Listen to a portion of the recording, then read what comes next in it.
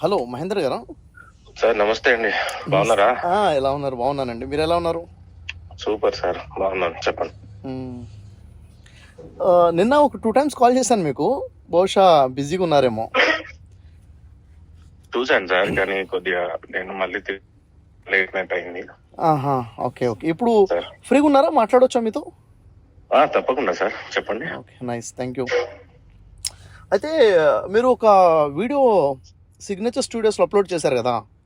అవునండి. యాక్చువల్గా నాకు చాలామంది ఆ వీడియో షేర్ చేశారు.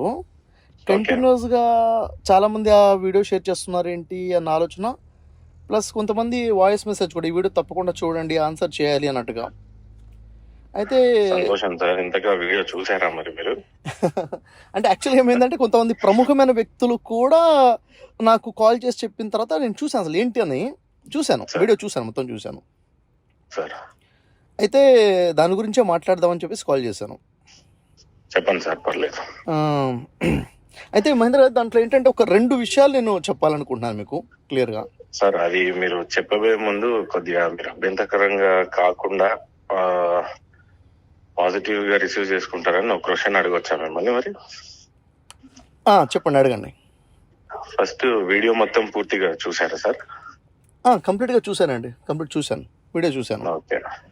రెండోది, వీడియో మొత్తం చూశాక వీడియోలో ఉన్నటువంటి ఉద్దేశం కానీ, ఏమైతే అడగదలుచుకున్నామో లేదంటే అందులో ఉన్న సారాంశం కానీ, ఉద్దేశం కానీ మీకు ఏమని అర్థమైంది సార్? అవును, అంటే నాకు అర్థమైన దాన్ని దృష్టిలో పెట్టుకునే మీతో మాట్లాడాలి అనుకున్నాను. అందుకే ఒక 2 విషయాలు చెప్పాలని ఆలోచనలో ఉన్నాను నేను. చెప్పండి సార్. మొదటి విషయం ఏంటంటే, మీరు చెప్పిన దాని ప్రకారంగా నాకు అర్థమైన విషయం ఏంటంటే, మీరు ఆధ్యాత్మిక గ్రంథాలైన భగవద్గీత అయినా, బైబిల్ అయినా, ఖురాన్ అయినా కానీ ఈ గ్రంథాలు పరిశీలిస్తున్నారు, చదువుతున్నారు అన్న విషయం చెప్పారు మీరు అక్కడ. అవును సార్. అయితే ఆ మాట విషయంలో మాత్రం నేను మీకు అప్రిషియేట్ చేస్తున్నానండి. అంటే ధార్మిక గ్రంథాలు చదవటము, పరిశీలించడం అనేది నిజంగా చెప్పాలంటే ఒక శుభ పరిమాణం అని చెప్పాలి. ఎందుకు ఇలా నేను చెప్తున్నానంటే, ఈరోజు ఎటు చూసినా కానీ మనం ఏ సమాజమైనా, మన ముస్లిం సమాజమైనా, క్రైస్తవ సమాజమైనా, హిందూ సమాజమైనా, పండితుల మీద, పాస్టర్ల మీద, లేక ఆలిముల మీద మాత్రమే పూర్తిగా ఆధారపడ్డారు ధార్మిక విషయాల్లో. గ్రంథం ఏం చెప్తుంది, అసలు మేము ఆచరిస్తుంది గ్రంథంలో ఉందా లేదా అన్నది ఆలోచన లేకుండా పోయింది. అలాంటి తరుణంలో మీరు గ్రంథాలు పరిశీలన చేస్తున్నాను అని చెప్పారంటే, అంటే ఒక మంచి పనికి తెర తీశారనిపించింది నాకు. దీనికైతే మీకు అప్రిషియేట్ చేస్తున్నాను, చాలా మంచిగా అనిపించింది. అయితే దాంట్లోనే భాగంగా మరి మరొక విషయం ఏంటంటే, మీరు చెప్పిన విషయం ఖురాన్ పట్ల కొన్ని అభ్యంతరకరంగా అనిపించాయని చెప్పేసి కొన్ని ప్రశ్నలు ఉన్నాయి, కొన్ని అపోహల్లాగా ఉన్నాయి. అంటే ఏదో అంటే ఖురాన్ చదువుతుంటే ఏదో ఒక అభద్రతా భయం వచ్చింది, దేశానికి ఏదో. అందులో ఉన్న విషయం కన్నా కూడా సార్, నాకు ఇతిహాసాలు చాలా ఎక్కువ ఇష్టం సార్. యాక్చువల్లీ ఆధ్యాత్మికంగా కన్నా కూడా చరిత్రపరంగా చూసినట్లయితే బహుశా ఇలాంటి లేఖనాలు ఏమన్నా వాళ్ళని మోటివేట్ చేసి ఉంటాయా అప్పట్లో ఉన్న రాజులకి అని అనిపించింది. అయితే అది గత చరిత్ర అయిపోయింది. 400 సంవత్సరాల క్రితమో 1000 సంవత్సరాల క్రితంలో జరిగింది.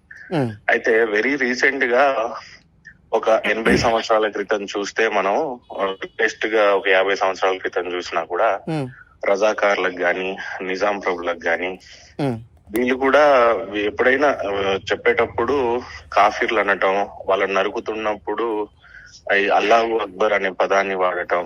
అంటే మీరు ఎక్కడ చూసారు రజాకార్ల విషయం? సినిమా చూసి చెప్తున్నారా మీరు? లేదు, కొన్ని పుస్తకాల సంగతి చెప్తున్నా సార్, నేను ఇతిహాసాలు చెప్తున్నా. అందుకే 80 సంవత్సరాలు 50 సంవత్సరాలు అన్నది. అంటే మీరు అంటే ఒక విషయము, రజాకార్ల గురించి అంటే ఏ బుక్ చదివారండి చరిత్ర కోసం? ఎగ్జాక్ట్ గా ఏ బుక్ చదివారు తెలుసు? రజాకార్ల గురించి రాసినటువంటి పుస్తకాలు సార్. రజాకారే అని ఉంది బుక్ టైటిల్. వీలైతే నేను మీకు పంపిస్తాను. రజాకార్ పేరు మీద బుక్ ఉంది. రజాకార్ల పేర్ల మీద అనేకమైనటువంటి గ్రంథాలు ఉన్నాయి. తెలుగులోనే చదివాము. ఎందుకంటే కొంతమంది ఏంటంటే సినిమా ప్రభావంతో మాట్లాడేవాళ్ళు చాలా మంది ఉన్నారు. లేదు, సినిమాలు కూడా చరిత్రని, ఇతిహాసాలని ఆధారంగా చేసుకునే తీస్తారు అనేది నిజం అనేది నమ్ముతాను సార్. అంటే ఒక విషయం అండి, సినిమా అంటేనే ఫిక్షన్ కదా, కాబట్టి దాంట్లో వాస్తవాలు కొన్ని ఉన్నప్పటికీ పిక్చరైజేషన్. యాక్చువల్లీ నేను ఏదైతే చెప్పాలనుకుంటున్నానో అది మళ్ళీ ఇదే అవుతుందేమో. చెప్పండి. అండ్ వాస్తవ పరిస్థితుల్లో పరిశీలించినప్పుడు ఈ రకంగా అనిపించింది. అంతెందుకు సార్, నిన్న న్యూజిలాండ్ పాకిస్తాన్ మ్యాచ్ జరిగింది. యాక్చువల్లీ చూసుంటారు అనుకుంటున్నా నేను. లేదండి, చూడలేదు.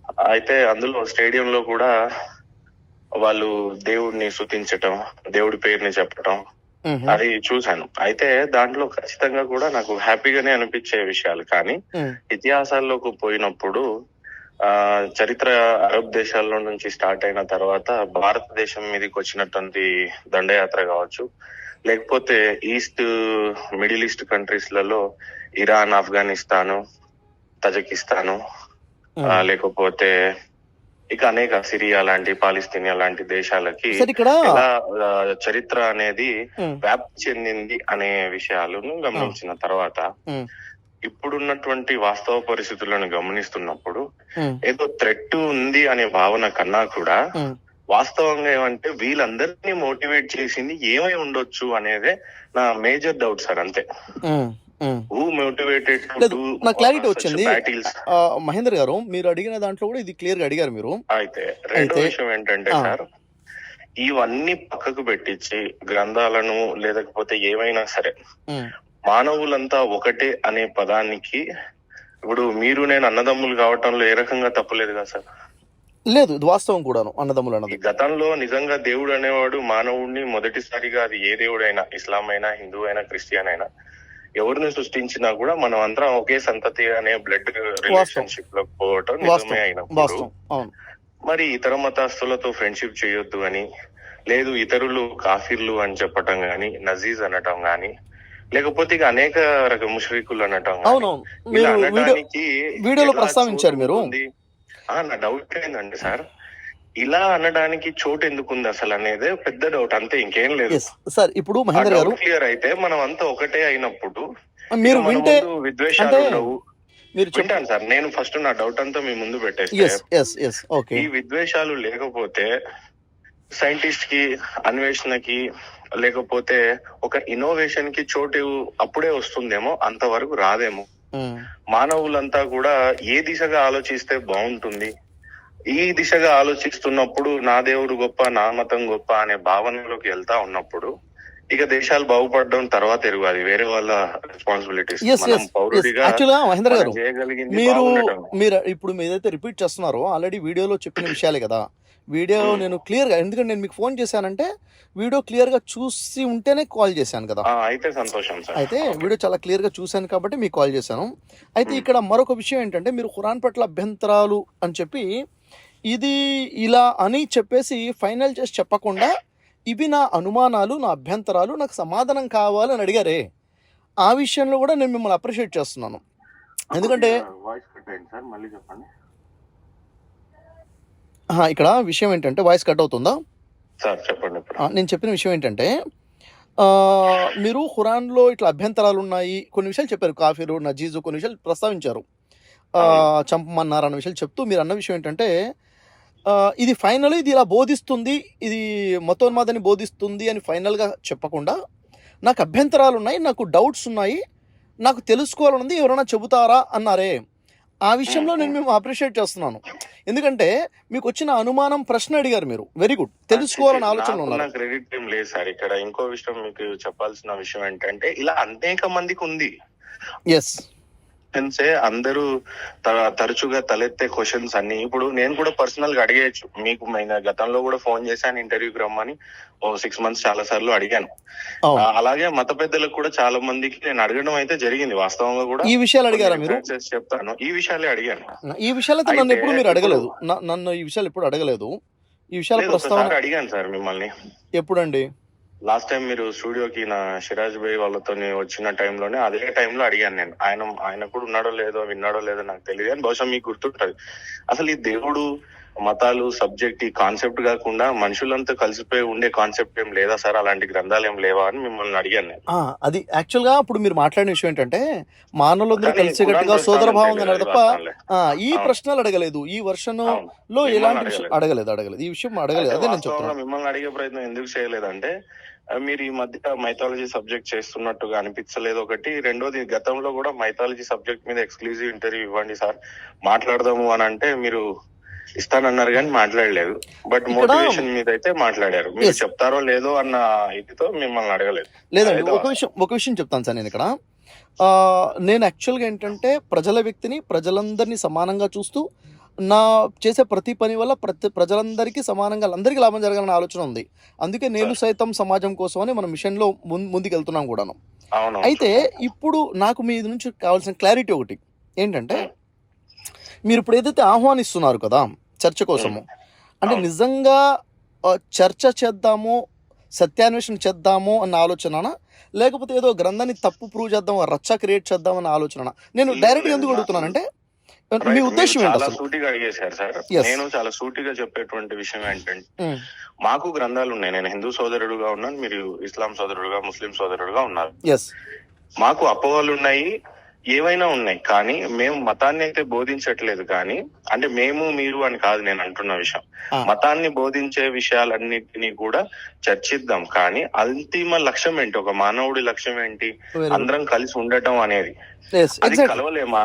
కలవడానికి గల కారణాలు ఏమున్నాయి అని పరిశీలిస్తున్నప్పుడు కలిగిన ఒక డౌట్ మాత్రమే అది. ఎస్ ఎస్ ఎగ్జాక్ట్లీ మహేందర్ గారు. బహుశా మీరు నా స్పీచెస్ కనుక ఎప్పుడైనా చూస్తుంటే ఖచ్చితంగా నా గురించి మీకు వచ్చిన క్లారిటీ అయి ఉండొచ్చు. అనేక సందర్భాలలో నేను ప్రతి భారతీయుడికి భారతదేశ ప్రతిజ్ఞ గుర్తు చేస్తుంటాను. భారతీయులందరూ నా సహోదరులు, నేను దేశాన్ని ప్రేమిస్తున్నాను. దేశాన్ని ప్రేమించడం అంటే దేశం అంటే మట్టి కాదు, దేశం అంటే మనుషులు అని మాటి మాటికి ప్రజల గురించి, మానవత్వం గురించి, తోటి మానవుని ప్రేమించడం గురించే మనం ప్రస్తావిస్తాం. అయితే మీరు అడుగుతుందండి, ఇది గ్రంథాల నుంచి సాధ్యం కాదంటే 100% గ్రంథాలు బోధిస్తుంది కూడా ఇదేనండి.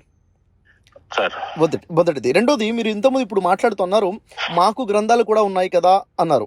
ఇప్పుడు ఒక హిందువుగా మీకు గ్రంథాలు ఉన్నాయన్నారు. అంటే మీరేమనుకోకపోతే ఒక ప్రశ్న అడగమంటారా? అడగండి సార్. ఇప్పుడు మీరు భగవద్గీత, బైబిల్, ఖురాన్ పరిశీలన చేస్తున్నా అన్నారు కదా. ఖురాన్ పరిశీలించినప్పుడు అభ్యంతరాలు చాలా అనిపించాయి మీకు.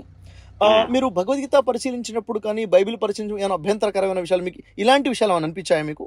To be very frank sir, కొంత బైబుల్ అయితే ఎక్కువగా చదివాను ఆ మధ్య కాలంలో. కొంత అంటే చదవటం అనేది గ్రంథం తీసుకొని చదవడం కన్నా అన్వేషణ ప్రకారంగానే చూశాను దాన్ని. అంటే అది ఓపెన్ గా చెప్తున్నాను మీకు.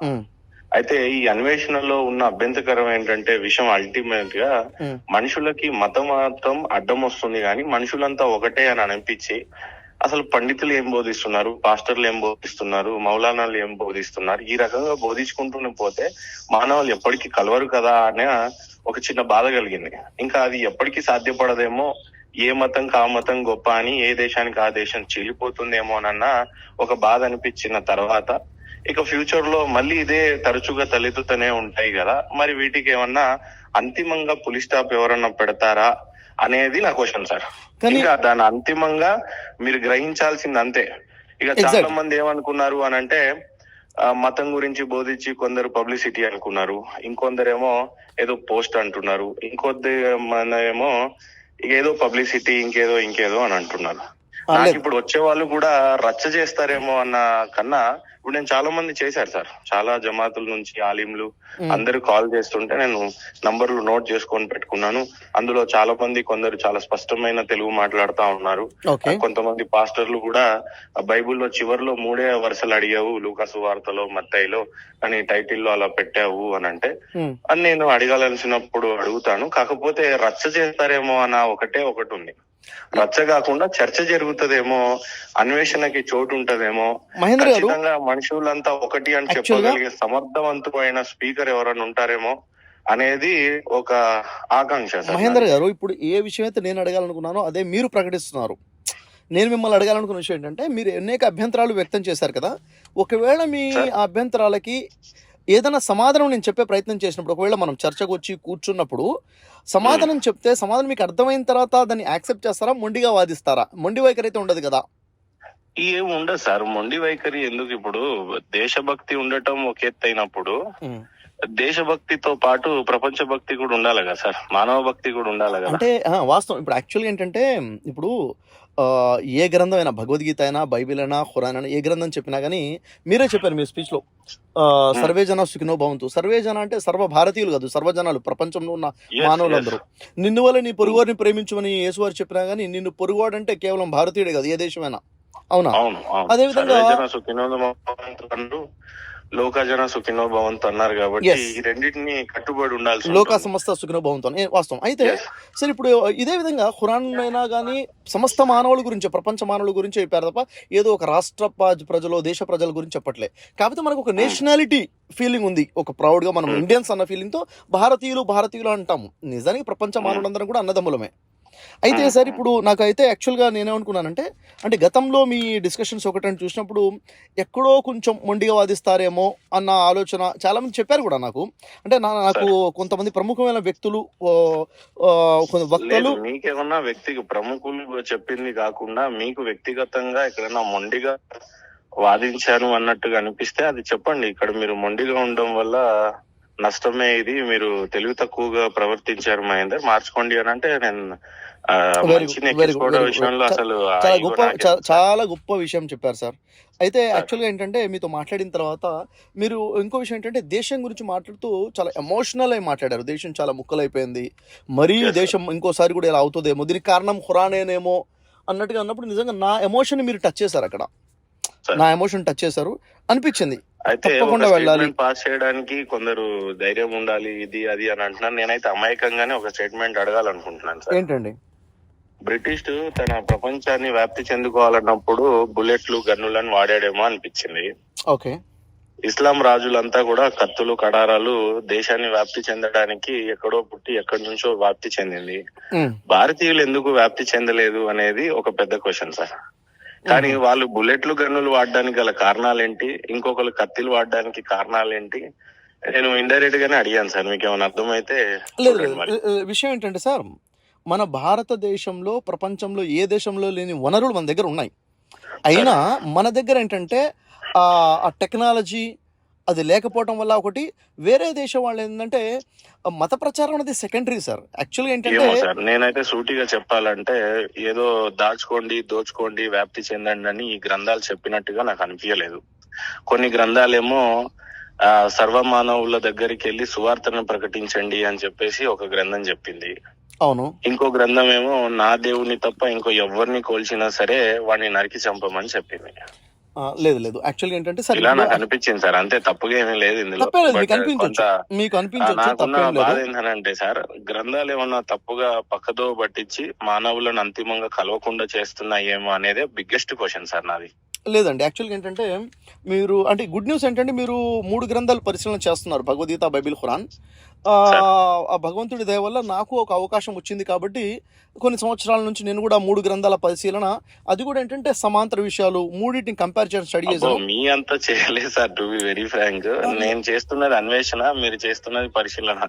అయితే సార్ నాకు అనిపించింది ఏంటంటే సార్, ఏ గ్రంథం కూడా చెడుగా బోధించలేదు, ఏ గ్రంథం కూడా విడిపోమని చెప్పట్లేదు, కానీ గ్రంథ బోధకులు మాత్రం ఇలా చెప్తున్నారు అన్నది వాస్తవం నేను గమనించాను. ఫోన్లోనే చెప్తారా సార్? వాస్తవంగా మీరు చర్చకు వచ్చి నిజంగానే ఇవన్నీ ఒప్పుకొని చెప్తారా, లేకపోతే ఎలా? లేదండి, యాక్చువల్గా ఏంటంటే ఇక్కడ నాకు మీతో మాట్లాడితే అర్థమైన విషయం ఏంటంటే ఇంటెన్షన్ క్లారిటీగా అర్థమైంది. తప్పకుండా మాట్లాడదాం సార్, మాట్లాడదాం, వి విల్ డూ. కానీ ఎన్ని రోజులు పడుతుందో ఈసారి మీరు చర్చకు వచ్చినప్పుడు? మరి నేను వితండవాదం చేసేదానికన్నా కూడా సార్, అంటే మీలో ఉన్న ఆ అపోహను కూడా తీసేస్తున్నా. వితండవాదం కనుక అనిపించినప్పుడు ఖచ్చితంగా మీరు చాలా పెద్ద వక్త, చాలా పెద్ద మోటివేషనల్ స్పీకర్, అన్ని కూడా ఇది కాదు ఏమో అని అనడానికి కూడా ఉంటుంది కదా సార్, అక్కడే చోటు ఉంటుంది కదా మనకి. లేదు సార్, ఇప్పుడు యాక్చువల్గా ఏంటంటే అయి ఉండొచ్చు. ఇప్పుడు ఒకటి సార్, మన జరిగే డిస్కషన్ ఒకవేళ మనం కూర్చొని మాట్లాడితే ఫస్ట్ కండిషన్ అది ఇంటలెక్చువల్ డిస్కషన్ అయి ఉండాలి. ఎందుకంటే కోట్ల మంది ప్రజలు చూస్తున్నారు, ప్రజల సమయానికి విలువ ఉంది, ప్రజల మనోభావాలకి చాలా విలువ ఉంది. ఎవరి మనోభావాలు దెబ్బతీయకుండా ఇంటలెక్చువల్ డిస్కషన్ ప్రజలకు ఉపయోగపడే విధంగా, రాబోయే తరాలకు కూడా ఉపయోగపడే విధంగా ఉండే చర్చ అయితే నేను సిద్ధంగా ఉన్నాను రావడం కోసం. కానీ ఎంత దూరం దానికి టైం ఉంటుందో కూడా మీరు చెప్తే నాకు నమ్మశక్యంగా ఉంటుంది సార్. ఏమంటున్నారు? కారణం ఏంటంటే ఇప్పుడు చేసిన చాలా మంది జమాత్ పెద్దలు గాని, ఆలింలు గాని, మా దావా సెంటర్లు ఉన్న పెద్దలు గాని కొంతమంది నంబర్స్ ఇచ్చారు, టచ్ లో ఉన్నారు, చాలా బాగానే మాట్లాడుతున్నారు, చక్కగానే ఉన్నారు.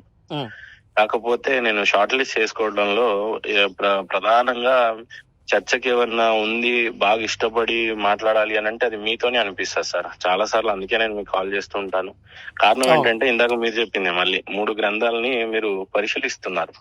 నేను అన్వేషిస్తున్నా. అన్వేషణ అంటే నేను అక్కడక్కడే రిఫరెన్స్ తీసుకోవటం, మీరు ఖచ్చితంగా చదవటం. సో అదేమన్నా 10 మందికి ఉపయోగపడుతుందేమో అనేది ఒక కోణం సార్. అండ్ మీరైతే కొద్దిగా ఫస్ట్ అందరినీ చేస్తాను చర్చకి, అది మంచి పద్ధతిలో ఉంటదనే చేస్తాను తప్పితే గానీ అది ఎవరికి పనికిమాలింది అయితే అవుతుంది అరుచుకుంటేనే ఏదో నేను హీరో అని కాలర్ ఎగరేసే వాళ్ళతో మనకు కుదరదు గానీ, బట్ ఖచ్చితమైన చర్చ మీతో కొంత కంఫర్ట్ ఉంటుంది అనేది నా భావన సార్. అంటే ముందు మీతో అయిపోతే ఓ పని చేద్దాం సార్, వాళ్ళు కూడా యాక్చువల్గా వాళ్ళకు కూడా నా ప్రస్తుతము ఇంటెన్షన్ క్లియర్ గా అర్థం అవుతుంది. ఓ పని చేద్దాం. మీరు యాక్చువల్గా ఈ ఏంటంటే సార్, ప్రొఫెషన్ లో లేరు అనిపించింది, కానీ మీరు కాల్ చేయటము మొన్నటిదాకా నేను మీతో ఎన్నో విధాలుగా రిక్వెస్ట్ చేసిన సార్ ఒక మాట చెప్తాను, ఇదే కరెక్ట్ సిచ్యువేషన్ అంటే అనిపిస్తుంది. ఇది ఒక ప్రొఫెషన్ కాదు. ధార్మికత ఎప్పుడు ప్రొఫెషన్ అవ్వకూడదు సార్. ఓకే స్పిరిచువాలిటీ ప్రొఫెషనల్ గా ఉండకూడదు కూడా. ఎలా అంటే విషయం ఏంటంటే సార్, ఇది మన బాధ్యత. ఇది సార్. ఇప్పుడు మనం ఏదైతే పర్సనాలిటీ డెవలప్మెంట్ అని, మోటివేషన్ అని, కౌన్సిలింగ్స్ అని, డిప్రెషన్లో ఉన్న వాళ్ళని బయటికి తీసుకురావడం, కెరీర్లో సెట్ చేయడము, ఇది యాక్చువల్ స్పిరిచువాలిటీ కదా. మానవ సేవయే మాధవ సేవ అన్నప్పుడు మానవుడికి సేవ చేస్తున్నాం. వాళ్ళ ఆలోచన విధానం నెగిటివిటీ నుంచి పాజిటివిటీకి మార్చేది. మనుషులకి సేవ చేస్తున్నాం అంటే దేవుడికి చేసినట్టే సార్. ఇదే కదా స్పిరిచువాలిటీ కూడాను. అంటే ఫీల్డ్ కి దూరంగా ఉండడం అని మీరు అంటున్నారు కదా. యాక్చువల్గా ఇప్పుడు అంటున్నారు, కరెక్ట్, సూపర్. ఇది కూడా ఫీల్డే కదా. ఇప్పుడు కేవలం 4 శ్లోకాలు చెప్పడము, ఖురాన్ వాక్యాలు చెప్పడము, బైబిల్ వాక్యాలు చెప్తేనే ప్రొఫెషనాలిటీలో ఉన్నట్టు కాదు. నిజమైన మానవ సేవ చేసేవాడు నిజమైన స్పిరిచువాలిటీ ప్రాక్టికల్ గా ఉన్నట్లు. అయితే ఇక్కడ విషయం ఏంటంటే ఇది ఒక రెస్పాన్సిబిలిటీగా భావిస్తాను నేను. ఇది అంటే మీరు ఆహ్వానించారు కాబట్టి రావడం కాకుండా, ఎవరో నాకు ఫోన్లు చేశారు, కొన్ని 10ల సంఖ్యలో ఫోన్లు చేశారు అని కూడా కాకుండా, ఇది ఒక రెస్పాన్సిబిలిటీగా నేను తీసుకున్నాను. ఖచ్చితంగా నేను రావాలి, మాట్లాడాలి. ఇది ఖురాన్ మీద అభ్యంతరాలనే కాదు సార్, ఇది దేశం అని మాట్లాడారు మీరు.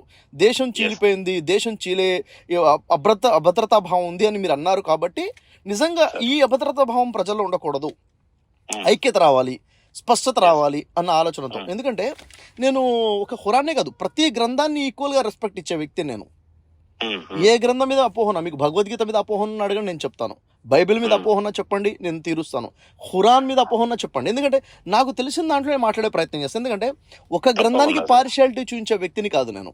ఎస్ అయితే నా కంఫర్ట్ కూడా ఏంటంటే 3 గ్రంథాలు చదివిన వ్యక్తి అయితేనే బాగుంటుందేమో. ఇప్పుడు జమాత్ పెద్దలు ఏంటంటే ఖురాన్ ని ఎక్కువగా చదువుతారు, విశ్వసిస్తారు, దాన్ని చాలా ఎమోషనల్ గా తీసుకుంటారు. కాబట్టి నేను అడిగిపోయే ప్రశ్న ఎమోషన్ కోణంతో చూస్తూనే కొద్దిగా అన్వేషణకు చోటు ఉన్నట్టు చూస్తే కొద్దిగా అర్థమవుతుందేమో అని నా ఉద్దేశం. చివరిగా ఒక ప్రశ్న సార్, ఇప్పుడు అంటే ఇంత మాట్లాడిన తర్వాత ఈ ప్రశ్న అడగకూడదు, కాకపోతే ఫైనల్ గా ఇంకా అడగలేదు అన్న ఆలోచన లేకుండా అడుగుదాం అనుకుంటున్నాను. ఏదో చర్చకి ఆహ్వానించడం కోసం మాత్రమే చాలా స్వీట్ గా మాట్లాడి, చర్చకు వచ్చే విధంగా చేసి, చర్చలో కూర్చున్న తర్వాత రచ్చ చెయ్యొచ్చు, చర్చకు వచ్చేంత వరకు మాత్రం చాలా చక్కగా భాయిగా పిలవచ్చు. అంటే ఇలాగే పిలుస్తాడు మహేందర్, వచ్చేంత వరకు, వచ్చిన తర్వాత అక్కడ సీన్ మారిపోతుంది. అలా గనక జరిగితే అది నాకు మాత్రమే అవమానకరంగా ఉండదు సార్, అది నేను నమ్మే ధర్మానికి కూడా అవమానకరమైన విషయం మీరు చెప్పింది. చాలా గ్రేట్. చర్చకి చోటు ఏ రకంగా మాట్లాడతాము అని అంటే, కొన్ని చోట్ల భావోద్వేగాలకి చోటు ఉంటుంది సార్. అన్వేషణకి ఎలా చోటు ఉంటుందో కొన్ని చోట్ల భావోద్వేగాలకు కూడా ఉంటుంది. ఇప్పుడు నన్ను అడిగిన వారు కూడా ఇప్పుడు మీ వీడియో చూసిన తర్వాత మీరు ఇండైరెక్ట్ గా అడుగుతుంది ఏంటంటే సార్, జస్ట్ మన సిరాజ్ భాయ్ విషయంలో కూడా జరిగింది ఏంటంటే 2 చోట్లలో మేము కొద్దిగా గట్టిగా ఫైర్ అవడం అనేది జరిగినాయి అంతే. అవి కూడా ఏంటంటే ఒక దేశం గురించి, విడిపోయిన దేశం గురించి ఎందుకు చర్చించుకోవాలి, భారతదేశంలో ఉన్నటువంటి సమస్యల గురించి చర్చించాలి అని అన్నాడు ఆయన. కాకపోతే అంతకు ముందు విషయం ఏంటంటే దేశం విడిపోవటం అనేది చాలా బాధాకరం అని అన్నారు. అయితే సెకండ్ ప్రశ్నకు వచ్చేసరికి దేశం విడిపోయిందని ఆయన బాధపడ్డట్టుగానే సమాధానం చెప్పి, సెకండ్ క్వశ్చన్ దగ్గర ఆ దేశం గురించి ఎందుకు, పక్క దేశం గురించి లేవనెత్తడం ఎందుకు అంటే, అరే ఇందాక మీరు బాధపడ్డారు దేశం విచ్ఛిన్నమైందని చెప్పేసి, మళ్ళీ ఇప్పుడు నీ సమస్య దగ్గర నేను మాట్లాడేసరికి ఆ దేశం గురించి వద్దు అని అంటున్నావు. ఏ నేపథ్యంలో మనం అన్నదమ్ములుగా ఉన్న వాళ్ళం విడిపోయామో నువ్వు చెప్పాలి అని నేను అడిగినప్పుడు, సారీ మీరు చెప్పాలి అని చెప్పిన దగ్గర కొద్దిగా ఆయనకేం తప్పులేదు, నాదేం తప్పులేదు సార్, జస్ట్ అది భావోద్వేగాలు అంతే. రెండో చోట ఎక్కడ అనంటే గాయత్రి మంత్రం చదువు అన్నారు. గాయత్రి మంత్రం ఇప్పుడు నేను ఒకటి కాదు కదా సార్, అనేకమైనటువంటి మంత్రాలు ఉన్నాయి. కాకపోతే ఇప్పుడు నేను గాయత్రి మంత్రం చదివిన తర్వాత మళ్ళీ ఋగ్వేదంలో ఏమన్నా శ్లోకం అడుగుతాడు, లేకపోతే రామాయణం మహాభారతంలో ఉంటే ఏమన్నా అడుగుతారు. ఆయన పండితుడు, దావ పండితుడు కాబట్టి ఆయనకు అన్ని తెలుసు, ఆయన దాంట్లో తప్పే లేదు. ఆయనతో మనం తూగలేం అనేది కూడా నిజమే. కానీ నేను సర్వమానవాళ్ళకి ఏమన్నా ఉపయోగపడేటువంటి చర్చ జరిగితేనే బాగుంటుంది అనేది అన్వేషణ. గాని లేదు మీరు అరుస్తారు, స్టంట్ చేస్తారు అని అంటే, మీకు స్టార్టింగ్ లో మీరు కూడా నాకు మోటివేషన్ ఇంటర్వ్యూ ఇచ్చున్నారు సార్.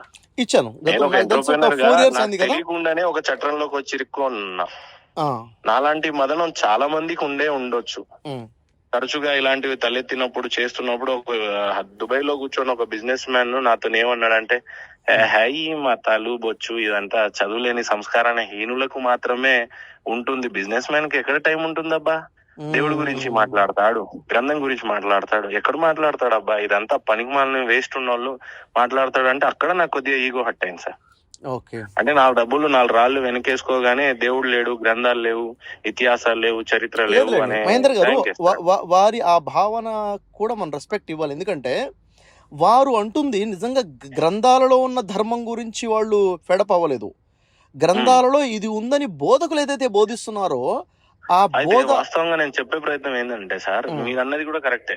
ఏంటంటే ఇక్కడ అన్వేషణ కాకుండా న్యూసెన్స్ ఎక్కువైపోయేసరికి వీళ్ళు బొందా వీళ్ళేం చెప్తారు, వీడు దీని గురించి ధర్మంతో మాట్లాడే అంత పెద్దవాడా వీడు అని కొంత తూగలేని పరిస్థితి మనం. మేబీ మహేంద్ర గారు వీటన్నిటికీ సమాధానం కావాలి సార్. మరి తప్పకుండా సార్, మీరు 4-5 ప్రశ్నలు అడిగారు. అవే కాకుండా మీకు ఏ అభ్యంతరాలు ఉన్నాయో అన్ని కూడా మీరు ప్రిపేర్ చేసుకోండి. యాక్చువల్గా ఇప్పుడు నేను టూర్లో ఉన్నాను, నెల్లూరులో ఒక ఈవెంట్ ఉంటే వచ్చాను. మళ్ళీ రేపు విజయవాడలో ఈవెంట్ ఉంది. ఆ తర్వాత ఎల్లుండి 2 days వర్క్షాప్ ఉంది, నాది బిజినెస్ డెవలప్మెంట్ వర్క్షాప్ 2 days. ఇది కంటిన్యూస్గా ఉంటే నేను మళ్ళీ 24, 25 భువనేశ్వర్ బిజినెస్ రిలేటెడ్ ట్రిప్ ఉంది. 26th నైట్ నా హైదరాబాద్ రీచ్ అవుతానండి, రిటర్న్ గా వస్తాను. 27th ఒక రోజు వదిలేసి ఈ month last date February 28th మీకు ఓకే అయితే మనం డిస్కషన్ పెట్టుకుందాం ఇంటర్వ్యూ లాగా. అసలు మనం పెట్టిందే దాని గురించి కదా సార్. నాకు ఎందుకంటే March 1st అంటే మళ్ళీ రంజాన్ స్టార్ట్ అవుతుంది, ఎక్కువ ఫీజిబుల్ గా ఉండొచ్చు. February 28th అన్నది నేను ఎలాగో 26th నైట్ వస్తాను హైదరాబాద్ కాబట్టి 27 ఒక్క రోజు వదిలేసి 28th కి డిస్కషన్ ప్లాన్ చేయండి. లేట్ అయినా పర్లేదు సార్. చర్చ అనేది ఇప్పుడు ఇంకో సెంటిమెంట్ ఏం భావిస్తున్నానంటే, రంజాన్ మాసం చాలా దగ్గరగా వస్తుంది. ఈ టైంలో ఏదో మనం లేపిందనేది నాకు తెలియట్లేదు. బట్ కాంట్రవర్సీ ఏం లేదండి, కాంట్రవర్సీ ఏమీ లేదు. అంటే రంజాన్ లో ఉపవాసం ఉంటాం కాబట్టి మార్నింగ్ నుంచి మళ్ళీ ఈవినింగ్ వరకు కూడాను వాటర్ తాగేది కూడా ఉండకుండా ఉంటుంది. కొంచెం ఏంటంటే బిఫోర్ రంజాన్ ఉంటే 28th మీ షెడ్యూల్ ఎలా ఉంది చెప్పండి. మీ షెడ్యూల్ ఏంటి 28th కొంచెం చెప్తారు? ఏమున్నా నేను క్యాన్సిల్ చేసుకుంటాను సార్. ఖచ్చితంగా మీరు సమయం కనుక ఇచ్చి అది ఫాలో చేస్తారు అని అంటే కూడా నేను మాటిస్తున్నాను కదా. ఈ మధ్య ఏంటంటే సార్, అన్నిటికీ కాల్ రికార్డింగ్స్ పెట్టేశాను. అర్థం అవ్వలేదు. అంటే నేను మాట్లాడేది ఏదైనా సరే కాల్ రికార్డింగ్ ఉంచుతున్నాను యాక్చువల్ నా ఫోన్ లో. నేను అలా మాట్లాడలేదు ఇలా మాట్లాడలేదు అని అంటారు అని. ఇప్పుడు మిమ్మల్ని లాక్ చేయాలి కాబట్టి మీరు తప్పుగా భావించినా నేను చేసేది ఏమీ లేదు. But with the due respect, మీరు రేపు రారేమో అని ఇంకా ఫీలింగ్ లో ఉన్నా. నేను 6 months నుంచి అడిగినా మీరు ఎప్పుడు రాలేదు, మళ్ళీ రారేమో అన్న ఫీలింగ్ తో మిమ్మల్ని కొద్దిగా లాక్ చేయడానికి మీతో ఉన్న కొంత చనువ ఫ్రెండ్షిప్ వల్ల ఈసారైనా ఈ ఆడియోని మాత్రం నేను టెలికాస్ట్ చేస్తాను సార్. 28th రోజు బ్రదర్ షఫీ గారు వస్తాను అని చెప్పారు అని. తప్పకుండా మీరు టెలికాస్ట్ చేయండి. బ్రదర్ షఫీ అని పెడతాను. ఏమన్నారు? మీరు వస్తానని పెట్టానా, రారు అని పెట్టనా? ఏమన్నారు సార్? చర్చకి బ్రదర్ షఫీ గారు వస్తారని పెట్టనా, రారు అని పెట్టనా? డిస్కషన్ వస్తున్నాను కదా, డిస్కషన్ చేద్దామని కదా అనుకుంటుంది. మరి 6 months నుంచి అదే అన్నారు. అందుకని చూడండి, 6 months నుంచి మీరు అడుగుతుంది. చూడండి మహేందర్ గారు, ఇక్కడ క్లారిటీ ఇస్తాను. 6 months నుంచి మీరు ఇంటర్వ్యూ అడుగుతున్నారు. నేను ఇంటర్వ్యూ ఇవ్వడమా ఇవ్వకపోవడమా అది పెద్ద విషయమేమి కాదు. ఇప్పుడు మీరు ధార్మికంగా దేశం విభజన గురించి ఎమోషనల్ గా మీరు అడిగిన ప్రశ్న నా రెస్పాన్సిబిలిటీ ఇప్పుడు నాది. ఇక్కడ 10 కోట్ల మంది తెలుగు ప్రజలు చూస్తున్నారు, 10 కోట్ల మంది చూస్తున్నారు. మీరు రచ్చ కాకుండా చర్చ కోసం ఇంటెలెక్చువల్ డిస్కషన్ పిలుస్తున్నారు కాబట్టి ఒక అన్నదమ్ములు సోదర భావం ఇవన్నీ మీరు మాట్లాడే పాయింట్స్ నా హార్ట్ టచ్ అయ్యి కాబట్టి నేను వస్తున్నాను. డేట్ కూడా చెప్పాను 28th of this month. మీరు Okay. డిస్కషన్ వస్తున్నా. ఇంకా ఇంకో విషయం ఏంటంటే నేను కూడా మీ కాల్ రికార్డ్ చేసుకున్నాను ఇప్పుడు. ఓకేనా సార్? ఓకే ఇది కూడా ఓకే నా దగ్గర కూడా కాల్ రికార్డ్ అయింది. మీరు Okay. అనౌన్స్ చేయండి, నేను కూడా అనౌన్స్ చేస్తాను ఆ టైంలో 28కి. మీ షెడ్యూల్ ఇంకా కూడా చూసుకోండి అథెంటికేషన్ ఉంటది కాబట్టి ఇంకా మీరు తప్పదు లాక్ అవుతారని పెట్టడం సార్ అంతే. సార్. ఇక్కడ లాక్ అవ్వటము, అరెస్ట్ అవ్వటము, నేను నా అంతటగా నేను మీకు ఫోన్ చేశాను. నిన్న కూడా 2 సార్లు ఫోన్ చేశాను, మీరు రిసీవ్ చేయలేదు. వాట్సాప్లో మెసేజ్ చేశాను. ఓకేనా సార్? నన్ను మీరు లాక్ చేయడం కాదు, నేను నా అంతట రెస్పాన్సిబిలిటీగా ఫీల్ అయ్యి వస్తున్నాను. ఇది బాధ్యత అని చెప్పేసి. అవును అప్రిషియేట్ కదా? అయ్యింది సార్ అదైతే. And thank you so much. Thank you అండి. అంటే 28 ఇప్పుడు కూడా కన్ఫామా? మీరు మాట్లాడేటప్పుడు స్వీట్ గా నేను మాట్లాడింది కాదు, మీరే స్వీట్ గా మాట్లాడారు. అది ఖచ్చితంగా రచ్చగాకుండా చర్చనే చేశారు ఫోన్ లో అయితే. అండ్ సేమ్ అదే జరుగుతుంది స్టూడియోలో అని నేను కూడా భావిస్తున్నాను. అలా అవుతుందన్న ఆలోచనతోనే, నమ్మకంతోనే నేను రావడానికి సిద్ధపడ్డానండి. తప్పకుండా సార్, చిన్నవాడిని, మీరు నన్ను నమ్మాల్సిన పని అలా ఏం లేదు. లేదు సార్. చిన్న పెద్ద ఏం లేదు సార్. మానవులందరూ సమానమే. ఆ, అందరూ సమానమే. యాక్చువల్గా అదే Right, కదా sir. ధర్మం కూడా బోధించేది. ఎవరు చిన్న ఎవరు పెద్ద అట్లా ఏం లేదు. Done sir. Thank you much Mahendra garu. Thank you. Right sir. Nice. Right sir. కలుద్దామండి. థాంక్యూ. 28 కలుద్దాము. రైట్ ఈ సార్. మధ్యన ఏదైనా ఉంటే షెడ్యూల్ కన్ఫర్మ్ అన్నది నాకు వాట్సాప్ కన్ఫర్మేషన్ ఇవ్వండి. ఓకే Done, కదా? sir. నేను ఈ ఆడియో మీరు రిలీజ్ చేస్తా అంటున్నారు. నేను కూడా ఇప్పుడు మీరు చెప్పిన తర్వాత నేను కూడా రిలీజ్ చేయాలనుకుంటున్నాను. ఇది రిలీజ్ చేస్తాను చేయండి ఆడియో. సార్. చేయొచ్చు కదా? కాకపోతే ఎక్కడన్నా ఏమైనా హార్ష్ గా మాట్లాడానో ఏంటో మరి. లేదు, పర్లేదు, అలా ఏం లేదు. చూడండి సార్, యాక్చువల్గా ఏంటంటే మీరు ఎక్కడ హార్ష్గా మాట్లాడలేదు, చాలా చక్కగా మాట్లాడారు. నా ఎక్స్పెక్టేషన్స్ కన్నా చాలా చక్కగా మాట్లాడారు మీరు. Thank you nice. Thank you very much అండి. చాలా హ్యాపీగా రైట్ సార్. అనిపించింది. Thank you thank you. Sir. కలుద్దాం. ఓకే.